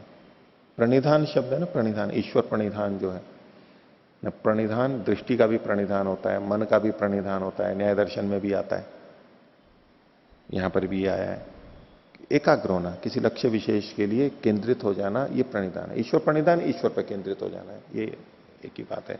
तो दृष्टि का प्रणिधान होता है उसका, एक टक देखता है, अशब्द करणम च, और कोई शब्द ना हो जाए ये भी ध्यान रखता है, खटपट ना हो जाए, ये सारी छद्म गति में कहलाएगी। और क्यों करता है वो? कथम अनव बुद्ध शकुनिर्गृह्येता इति, ये शकुनी न जाना जाता हुआ, न जानता हुआ कैसे पकड़ में आ जाए, वो पकड़ लेगा तो वो पकड़ लेगा, वो उसको जान लेगा तो उड़ जाएगा, बस नहीं हो पाएगा। इसी तरह से ये उदाहरण दिया है, एवं अहम अपि अनवबुद्धम इव ग्रहीतुम यज्ञम प्रयच्छन अगतिर उपांशुत्व नाम, प्रच्छन्न गतिर उपांशु नाम है। एवं इहापि, उसी प्रकार से यहां पर भी अनवबुद्धम इव ग्रहीतुम यज्ञम, अनवबुद्ध के समान यज्ञ को पकड़ता हुआ, उसको यज्ञ को पकड़ना है, यानी यज्ञ को पूरा करना है, तो यज्ञ को पता ना लगे ऐसे उसको प्रच्छन्न गति को, उपांशुत्व नाम की प्रच्छन्न गति को करता है कि मैं इस काम को पूरा कर पाऊं, बस यही लक्ष्य है। यथा शकुनी ग्राहकस्य यस्मिन देशे शनैः पदन्यासो न स तद्देशार्थ, अब इसको समझा रहा है पूर्व पक्षी कि जैसे शकुनी ग्राहक होता है, यानी बहेलिया, वो जिस देश में पैर रखता है धीरे धीरे, और धीरे धीरे पैर तो कहीं जगह किसी स्थान पर ही तो रखेगा, तो बोले वो जो पैर रखना है धीरे धीरे, न स तद्देशार्थ, उस देश के लिए नहीं है, धीरे धीरे पैर रखना उस देश के लिए नहीं है कि ये कहीं खराब ना हो जाए, ये जगह, इस जगह को कष्ट ना हो जाए इसलिए धीरे धीरे पैर नहीं रख रहा है, वो देश के लिए नहीं है, वो उसके लिए। ऐसे ही ये जो उपांशु है, ये इन कर्मों के लिए, पदार्थों के लिए नहीं है, ये यज्ञ के लिए, वो अपूर्व के लिए, ऐसा पूर्व पक्षी बोल रहा है। उदाहरण तो ठीक दिया उसने। तो यथा शकुनी ग्राहक से यस्मिन देशे शनि पदन्यासो न स तद्देशार्थ अपितु तद्देशाभिगत शकुनेरर्थे न क्रियते, अपितु उस देशा में जो स्थित है तद्देशाभिगत शकुने अर्थे न, उस शकुनी के प्रयोजन से उसको प्राप्त करने के लिए किया जाता है, पक्षी को पकड़ने के लिए। एवं यहापि उपांशुत्व न तद्देशानाम पदार्थानाम अर्थे न क्रियते, इसी प्रकार ये जो उपांशुत्व है तो अग्निशोमीय से पहले का जो देश है वहां स्थित कर्मों के लिए ये नहीं किया जाता है। तद्देशाभिगत यज्ञ से अर्थे न क्रिय गम्यते, तो उस देश से जो जाना जाता है तद्देशाभिगत यज्ञ से, उस यज्ञ के प्रयोजन से वो किया जा रहा है। यस्तु सरा शब्दम यज्ञ विशेष्यम मन्यते, और सरा शब्द को आप यज्ञ का विशेष्य मानते हो? नहीं, यज्ञ सरा शब्दम यज्ञ विशेष्यम, यज्ञ है विशेष्य जिसका, ऐसा मानते हो। यानी सरा शब्द तो विशेषण होगा, नहीं विशेष्य होगा। सरा शब्द विशेष्य होगा और यज्ञ शब्द विशेषण होगा। ये जो शब्द है ना यहां पर, यस्तु सरा शब्दम यज्ञ विशेष्यम, यज्ञ विशेषम ये सरा शब्द का विशेषण है। यानी सरा विशेष्य नहीं, यज्ञ विशेष्य, यज्ञ है विशेष्य जिसका, बहुरी मानेंगे ऐसा जो सरा है। क्योंकि इसको वचन को देखो आप, जब हम देखेंगे सरावा एशा यज्ञस्य, ये यज्ञ की छद्म गति है। तो यज्ञ से जो षष्ठी बताया गया है तो यज्ञ की सरा, यज्ञ की छद्म गति, तो यहां पर छद्म गति विशेष्य है और यज्ञ जो है वो विशेषण है। नहीं, ये यज्ञ विशेषण है, बिल्कुल ठीक है।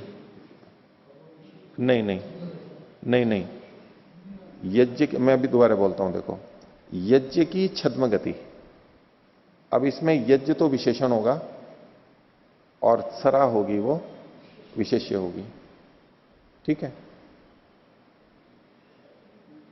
उल्टा हो गया अर्थ है? नहीं, यहां जो मैंने पहले अर्थ किया ना उसको ठीक तरह करता हूं। देखो यस्तु सरा शब्दम यज्ञ विशेष्यम मन्यते, यज्ञ का विशेष्य है ना, यहां तो ये यही अर्थ कर रहे हैं। अगर हम यूं करें यज्ञ की सरा, तो यज्ञ विशेषण हुआ, यज्ञ विशेषण हुआ और सरा विशेष्य हुआ। षष्ठी समास करेंगे, यज्ञ का विशेष्य, यज्ञ का विशेष्य जो सरा, हाँ षष्ठी समास करें, यज्ञ है विशेष्य जिसका, ऐसा नहीं, हाँ ठीक है। यस्तु यस्तु सरा शब्दम यज्ञ विशेष्यम मन्यते, यज्ञ का विशेष्य मानते हैं जो सरा को, यानी यज्ञ विशेषण हुआ और सरा विशेष्य हुआ, ऐसा ही कीजिए। यस्तु सरा शब्दम यज्ञ विशेषम मन्यते तस्य सुतराम अर्थवाद परमापूर्व प्रयुक्तताम दर्शयति, इसका तो ये जो अर्थवाद है ये निश्चय ही परमापूर्व की प्रयोजकता को बताएगा। यज्ञस्य एषा सरा इति, इसी को बोल दिया यज्ञ की ये सरा है। कैसे? यथा शकुने सरा, जैसे शकुनी की सरा है, छद्म गति है। एवं यज्ञ से इति, वैसे ही यज्ञ की ये मानी जाएगी। तो ये पूर्व पक्षी बोल रहा है अभी, और यहां पर इस अधिकरण को इन्होंने रोक दिया है। बीच में थोड़ी सी और चर्चा करेंगे और फिर इस अधिकरण को आगे जाकर के पूरा करेंगे। तो देखिए फिर बीच में है, तो इसी से संबंधित ही शीर्षक इन्होंने दे दिया, अलग से नाम नहीं दिया है। वांग नियम से अवांतरापूर्व प्रयुक्तत्वाधिकरण, जो वांग का नियम है, नियमन जो किया गया, वाचम यच्छ, तो जो बीच में इन्होंने यथा करके उदाहरण दिया था ना, उसको यहां पर इन्होंने चर्चा के लिए ले लिया है। पहले जो उदाहरण दिया उसको सिद्ध करने के लिए, तो वांग नियम जो है उसकी अवांतर अपूर्व प्रयुक्तत्वाधिकरण ये सिद्ध करेंगे। तो 23वां सूत्र है प्रणीतादि तथा इति चेत, ये जो कहा था प्रणीतादि वैसे ही होते हैं, ये पूर्व पक्षी ने कहा था, तो बोले इसका इति यद उत्तम तत्परिहर्तव्यम, उसका आप परिहार कीजिए 2361वें पृष्ठ पर।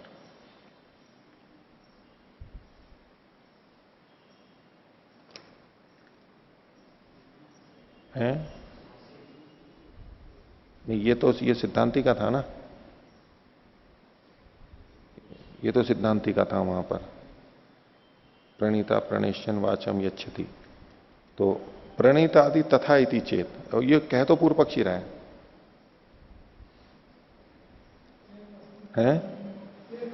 हाँ चेत है वैसे तो, तथा इति चेत अगर ऐसा कहो तो नहीं। हाँ ये पूर्व पक्षी का मान करके न यज्ञस्य अश्रुतित्वात्, ये सिद्धांति का है 24वां। तो बोले कि नहीं, ये आपका कथन ठीक नहीं है, क्योंकि यज्ञ के अश्रुतित्व वाला होने से, यज्ञ की यहां पर श्रुति नहीं है।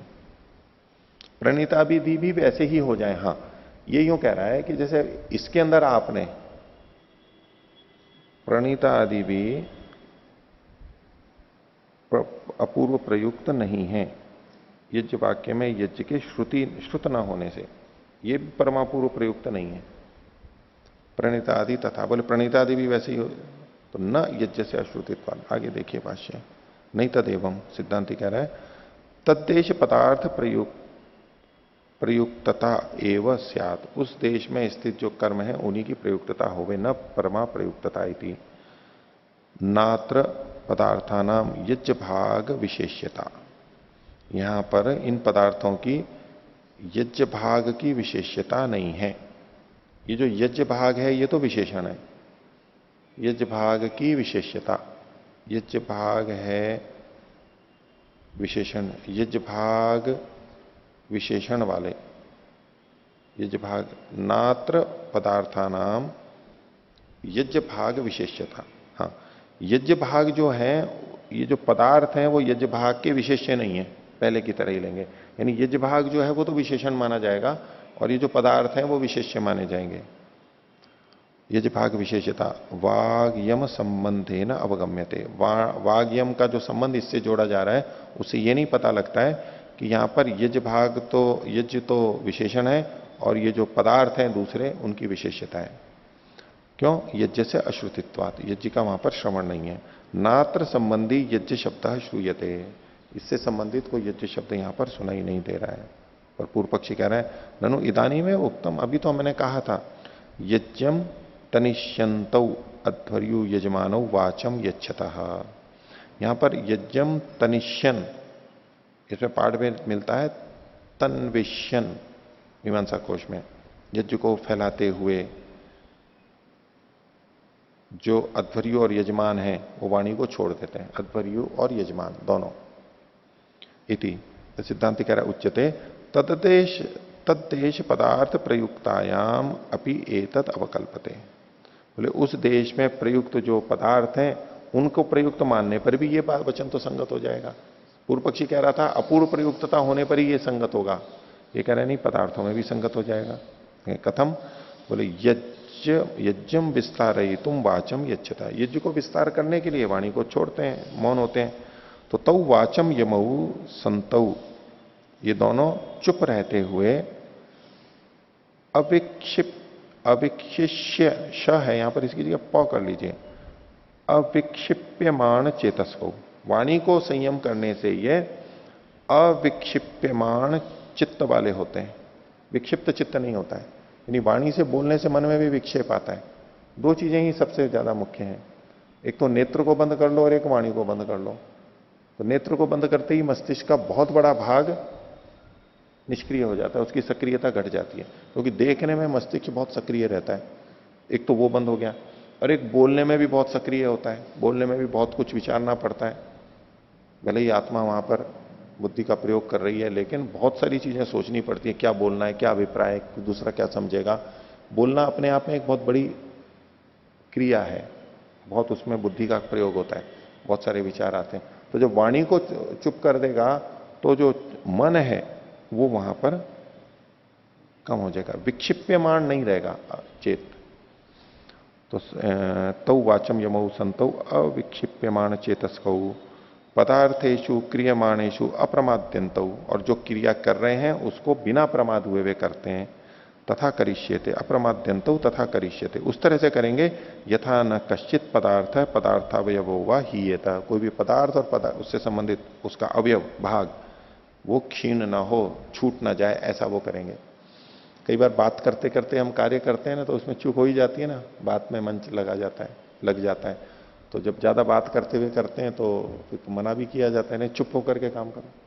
ये बोलने में वहां पर क्षीणता आ ही जाती है, काम करने में शिथिलता आ ही जाती है। ऐसे ही गाड़ी वाड़ी चलाते समय भी होता है। लेकिन हाँ, जब कठिन स्थिति होती है वहां तो चुप ही होना पड़ता है, हो ही जाता है। असामान्य चल रहे हैं तो बीच बीच में बात भी कर लेते हैं, वो हो जाता है, लेकिन असर पड़ता है। अध्वर्युर्वाग यमेन अनन्य चेतस को न पदार्थान प्रमादयिष्यति। अब दोनों, पहले तो दोनों पे बताया, अब अलग अलग बता रहे हैं कि अध्वर्यु वाग यम से अनन्य चेतस को हो जाएगा, यानी अविक्षिप्यमान चेतस होगा या तो अनन्य चेतस होगा, यानी उसका मन वहीं पर ही रहेगा और कहीं नहीं जाएगा। न पदार्थान प्रमादयिष्यति, पदार्थों में प्रमाद नहीं करेगा।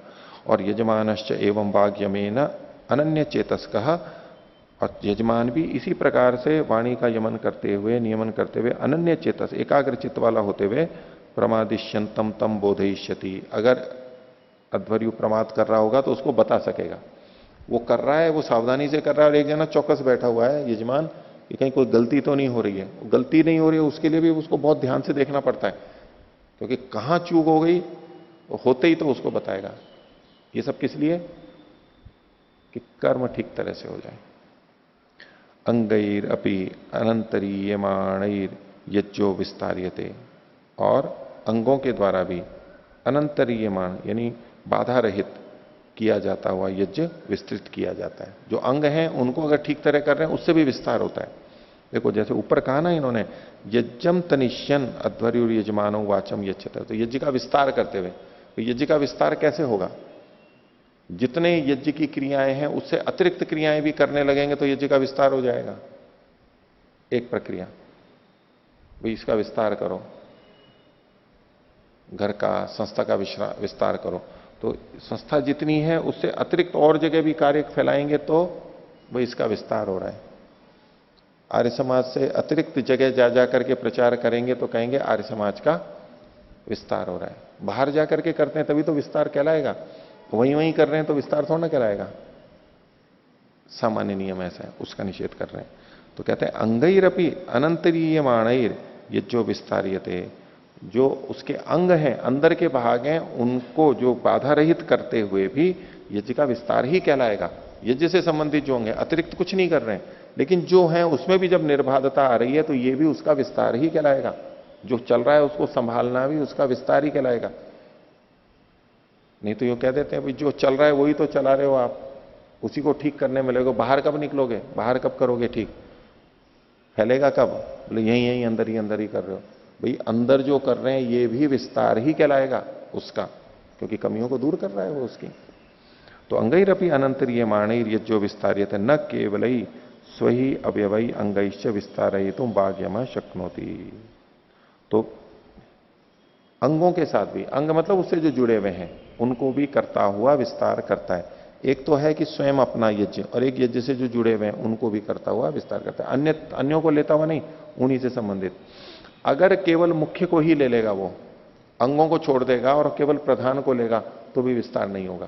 तो इसलिए कहा कि न केवल ही स्वही अवयवई अंगश्च, स्व का मतलब है प्रधान कर्म के अंग अवयव और अंगों को ही विस्तार करेगा तो भी उतने से विस्तार नहीं होगा, केवल इतने से नहीं होगा। यानी इससे भी होता है, प्रधान याग के अवयव और अंगों को करता हुआ भी विस्तार करता है, और प्रधान याग से जुड़े हुए जो अन्य अंग हैं, अन्य जो प्रधान कर्म है, मुख्य प्रधान से जो जुड़े हुए हैं उनको करता हुआ भी उनका विस्तार करता है। यस्मिन काले क्रियमाणो न स्वेन आत्मना, अस्मिन काले क्रियमाण, इस समय में करता हुआ, न स्वेन आत्मना, वो अपने आप से नहीं करता है।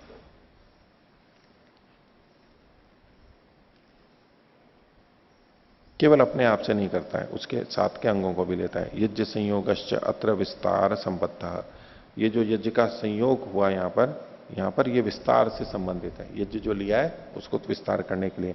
तस्मात अंग प्रयुक्ततायाम अपि उपपद्यते, इसलिए अंग के को प्रयोजक मानने पर भी ये बात संगत होती है। कौन सी?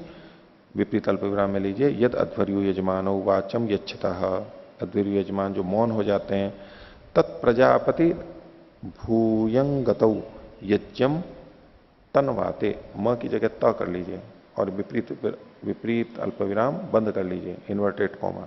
ये वचन है दूसरी जगह का, यहां हल्के शब्दों में ही आ गया है कि जो अध्वर्य और यजमान वाणी का यमन करते हैं वो प्रजापति होते हुए यज्ञ का विस्तार करते हैं, यानी इनके प्रजापति के समान हो जाते हैं, उसको उत्पन्न करने वाले हो जाते हैं, प्रशंसा की जा रही है।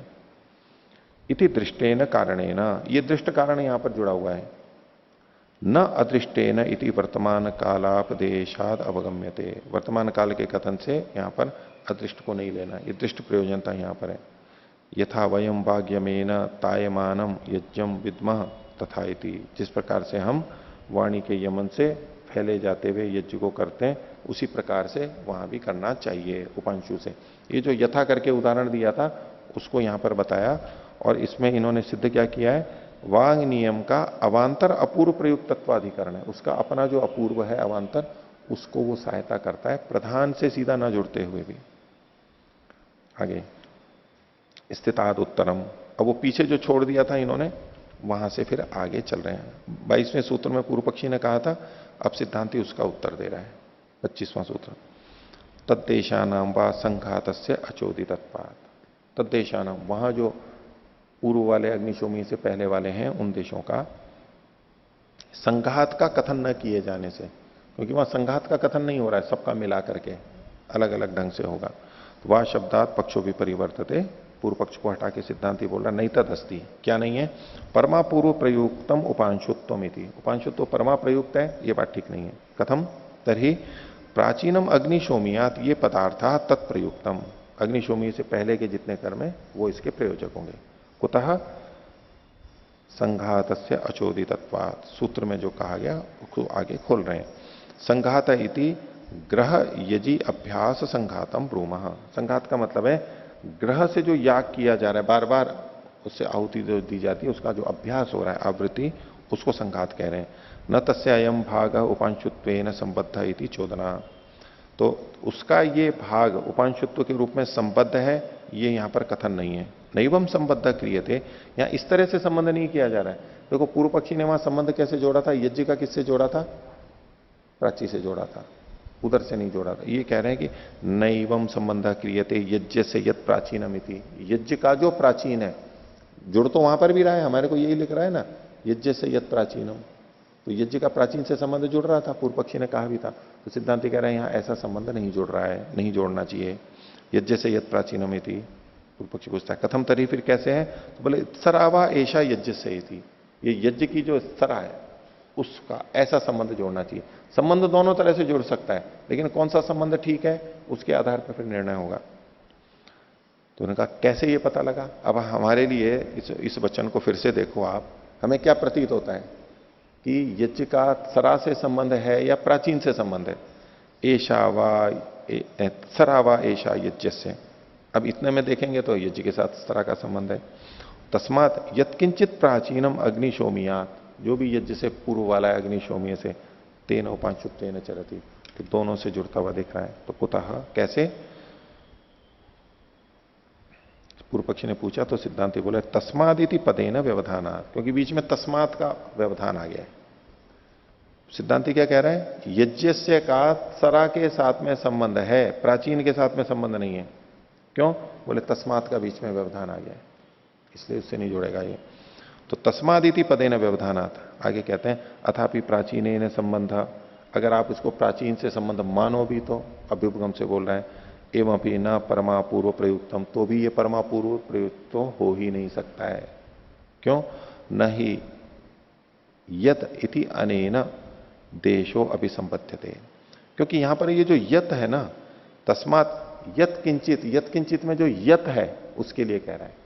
ये जो यत शब्द है, न ही यद इति अनेन देशो अभिसंबद्धते, इससे देश का कोई ग्रहण नहीं हो रहा है पूरे का। किम तरही, तो बोले देशगत पदार्थ, देशगत पदार्थ यहां पर संबंधित हो रहे हैं। आगे यदि देश संबंधो अभी, यदि देशो अभिसंबद्धेता, अगर आप यत शब्द से देश का संबंध जोड़ोगे तो यत प्राचीनम अग्निशोमियाद इति भवेत, तो यहां रचना क्या होनी चाहिए, यत प्राचीनम अग्निशोमियाद, ये यहां पर वाक्य होना चाहिए। जबकि है क्या, यत्किंचित, यत्किंचित ये कहा। अगर देश होता तो देश तो एक ही था, तो यत प्राचीनम अग्निशोमियात, ये यहां पर वाक्य रचना होनी चाहिए, लेकिन लिखा क्या है, यत किंचित, ये किंचित भी जुड़ा हुआ है, उसके कारण से अब अर्थ बदल गया है। तो इन्होंने कहा कि यत प्राचीनम अग्निशोमयाद इति भवेत, ये वचन होना चाहिए था फिर तो, न यत किंचित इति, यत किंचित है ये नहीं होना चाहिए। ईशावास्यमिदम सर्वम यत किंच जगत्याम जगत, यत किंच, यत जगत्याम जगत ऐसा नहीं है, यत किंच जगत्याम जगत, जो कुछ भी। तो इससे क्या अंतर आ रहा है? तो बोले वीप्सायाम ही एतत् भवति। यत किंचित कब होता है? जब वीप्सा होती है। वीप्सा मतलब बहुतों में से, बहुतों को जब कहना होता है वो वीप्सा आवृत्ति होती है वहां पर, ये इसका जो ग्रहण करते हैं। तो यत्किंच शब्द वीप्सा को बता रहे हैं यहां पर। तो वीप्सायाम ही एतद् भवति, वीप्सा च बहुषु भवति नैकेस्मिन्, और वीप्सा हमेशा अनेकों में होती है, एक में होती ही नहीं है।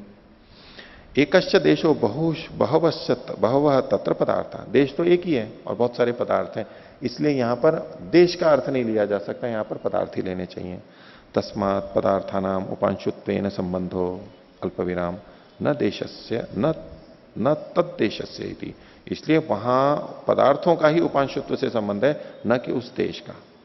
अब इस पर पूर्व पक्षी पूछता है कथम पुनर्वीप्सा अवगम्यते इति, यहां वीप्सा कैसे पता लग रही है आपको? तो सिद्धांति कहता है यत इत्यनेन लक्ष्यते, यत जो शब्द है इससे यह लक्षित हो रही है वीप्सा। किम इति अज्ञान वचनम, यत किंच में जो किम च है, किम है, ये तो अज्ञान का वचन है, ये तो प्रश्न किया जा रहा है, ज्ञात नहीं है। तो यत शब्द से तो वीप्सा लक्षित हो रही है, और किम शब्द से यहां पर ये अज्ञान वचन है। तो विशेषाश्च अज्ञाता ज्ञातुम इष्टा प्रतीयन्ते, जो विशेष अज्ञात है, जिनका पता नहीं है, ऐसे उनको ज्ञातुम इष्टा प्रतीयन्ते, जानने के लिए इच्छुक हैं, इष्ट हैं, हमें चाहे गए हैं, ऐसा यहां पर प्रतीत हो। जो कुछ भी अज्ञात होते हुए भी उनको जानने की इच्छा वहां पर विद्यमान है। बहुषु च सामान्यम विशेषाश्च भवंती, और जो सामान्य और विशेष का कथन होता है वो बहुतों में ही होता है, क्योंकि जो अकेला होता है अन्यों को किसी को नहीं देखेंगे तो ना तो उसमें सामान्य घटेगा क्योंकि अनेक नहीं है, और विशेषत्व भी नहीं हो सकता क्योंकि अन्यों से तुलना नहीं कर सकते आप। तो सामान्य और विशेष कहां घटेंगे? बहुत्व में ही घटेंगे। वैशेषिक की दृष्टि से भी देख सकते हैं, बहुषु च सामान्यम विशेषाश्च भवंती तस्मात् तद्देशाः पदार्थाः वीप्सया लक्ष्यत्वेन, यहां लक्ष्यत्वेन लिखा है, इसको लक्ष्यन्ते ये लिख कर लीजिए।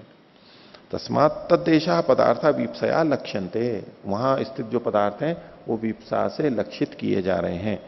ते च उपांशुत्वेन संपद्यन्ते, और वो उपांशुत्व से संबंधित होते हैं इति, पदार्थ ही वहां से गृहीत होंगे। इस पर पूर्व पक्षी कह रहे हैं ननु दीक्षणयादिषु अन्यो धर्म उक्ता, बोले आप इसमें ले तो रहे हो लेकिन दीक्षणयादि जो हैं उसमें तो अन्य ही धर्म कहे गए हैं। अब तक क्या सिद्ध हुआ कि अग्निशोमीय से पहले जितने भी कर्म हैं उनमें उपांशुत्व आएगा, ये हुआ। तो ये सिद्धांति कह रहा है कि वहां तो दूसरे धर्म भी कहे गए हैं, आप सब जगह उपांशुत्व लगा दोगे तो विरोध आ जाएगा। तो कहा ननु दीक्षणयादिषु अपि अन्यो धर्म उक्ता, ये वचन पहले आया हुआ है, यावत्या वाचा कामयेत तावत्या दीक्षणीयाम अनुब्रूया, जितनी ऊंचाई से कामना करे दीक्षणीय यष्टि में भी उतनी ही ऊंचे से बोले। मंद्रम प्रायणीयाम, प्रायणीय यष्टि में मंद बोले। मंद्रतरम आतिथ्यायाम, आतिथ्यष्टि में और भी कम बोले।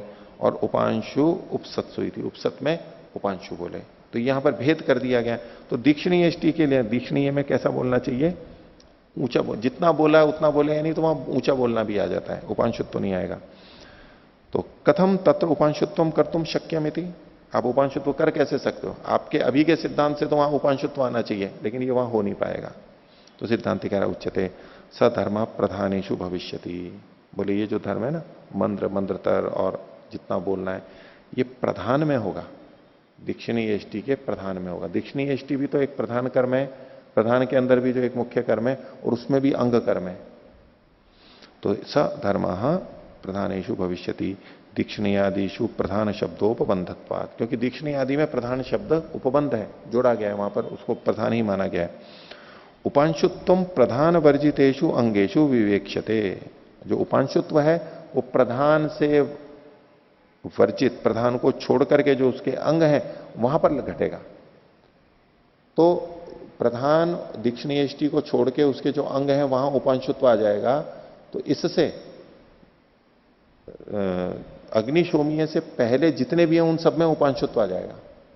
दीक्षणीय यष्टि भी प्रधान भी है, उसके अंग भी है, तो जो अंग है वहां उपांशुत्व रहेगा और प्रधान जो है उसमें जैसा बोला है वैसा वैसा धर्म हो जाएगा, तो परस्पर विरोध नहीं आएगा, यानी दोनों वचनों की संगति लग जाएगी। सामान्योपदेशात, क्यों ऐसा करना चाहिए? क्योंकि यहां सामान्य रूप से कथन किया गया है। और इस पूरी चर्चा का प्रयोजन क्या है? तो प्रयोजनम कुंडपाइनामयने, कुंडपाइनामयन में यह वचन है, मासम अग्निहोत्रम जुवती इत्यवम आदिनी प्राक अग्निशोमियात। ये जो अग्निशोमीय से पहले हैं उन सब में उपांशुत्व, ये अग्निशोमीय से पहले हैं। इत्यवम आदिनी प्राग अग्निशोमियात, पहले तो ये बताया कुंडपाइनामयन में मासम अग्निहोत्रम जुहोति, ये अग्निशोमीय से पहले है। अब यहां पर दोनों पक्षों में क्या अंतर आएगा कि एषु उपांशुत्व संबंधो भवति यथा पूर्व पक्ष, पूर्व पक्ष की बात मानेंगे तो यहां पर उपांशुत्व का संबंध हो जाएगा। क्यों? क्योंकि याग से संबंधित होने से, अपूर्व से संबंधित होने से। यथा तरी सिद्धांत न संबंध, और अगर सिद्धांत मानेंगे तो इसमें उपांशुत्व नहीं आएगा, क्योंकि यहां पर पदार्थ भेद हो गया है, पदार्थ के भेद से यहां पर उपांशुत्व नहीं आएगा। तो ये प्रकरण यही समाप्त करते हैं। प्रणव।